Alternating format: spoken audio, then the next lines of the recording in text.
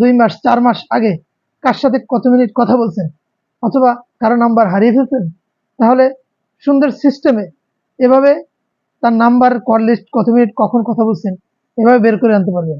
চলুন আমরা দেখে নেই। সাথে এরকম একটি মোবাইল ফোন থাকলে খুব সহজে বের করে নিতে পারবেন।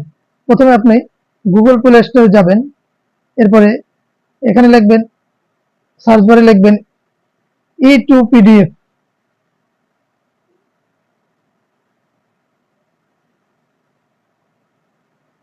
এই যে 2 নম্বরে যে আপনার অ্যাপসটি আছে, এটা ওপেন করে নেবেন।